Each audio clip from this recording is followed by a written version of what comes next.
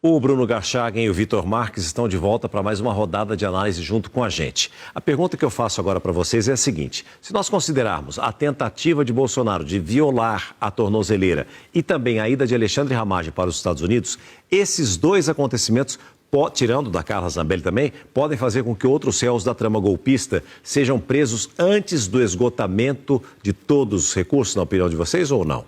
Bom, possibilidade existe. Todos eles serão monitorados de perto. Quando acontece, como aconteceu o caso da Carla Zambelli e também do Ramagem, tudo isso acende um alerta para o Supremo, para os ministros do Supremo.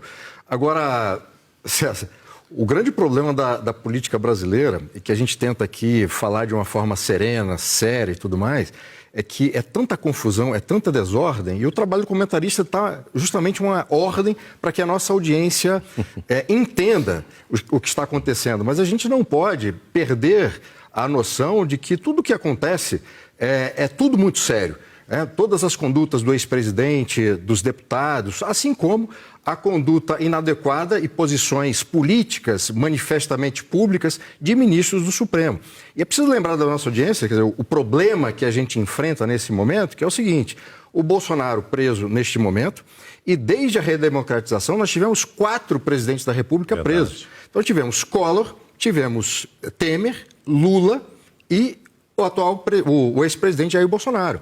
O Lula, o atual presidente do Brasil, esteve preso na cadeia, na Polícia Federal. Tudo isso torna o momento político agora um momento de muita tristeza, assim como uma situação bastante complicada para o horizonte próximo, no ano que vem, que vai ser um ano eleitoral. E a nossa audiência precisa entender o momento grave que o Brasil está passando. Qual é a sua opinião?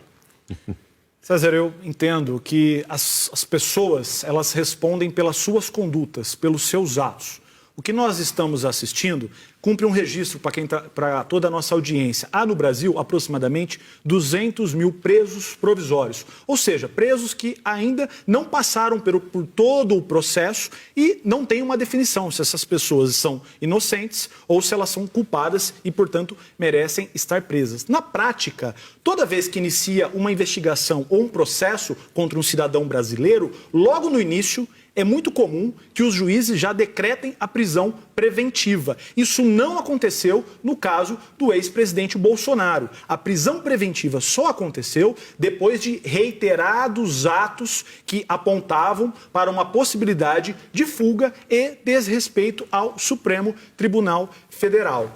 E aqui é importante registrar que a Constituição de 88, ela garante a liberdade de expressão, ela garante muitos direitos que a gente possa conviver com urbanidade, com harmonia e com respeito. O que nós estamos assistindo é um processo histórico, não só por envolver um ex-presidente da República, mas por ser a primeira vez, desde 1988, que novamente um grupo tenta derrubar o Estado Democrático de Direito. E acabar com o Estado Democrático de Direito é acabar com o direito de todo cidadão brasileiro. Por isso, os fatos são graves. Tem inclusive uma frase, para concluir, César, do escritor Oscar Wilde, que diz que a vida imita a arte. E esse episódio todo da tornozeleira me fez lembrar de um diálogo entre o João Plenário e o Carlos Alberto de Nóbrega, na A Praça é Nossa, em que o João Plenário diz que estava tentando uma prisão domiciliar para ir aos Estados Unidos e fugir do Brasil.